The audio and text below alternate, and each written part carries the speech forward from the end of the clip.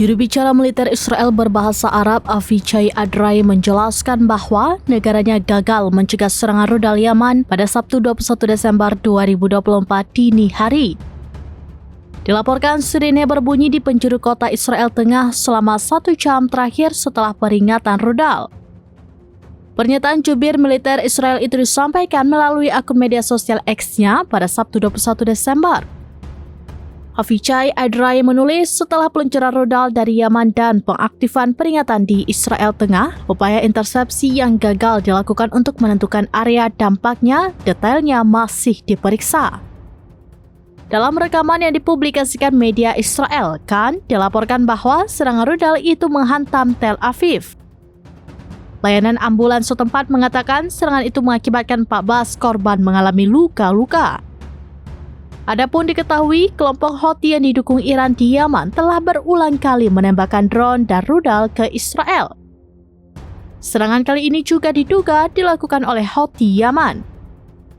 Hal itu mereka lakukan sebagai tindakan solidaritas dengan warga Palestina di Gaza yang diserang Israel.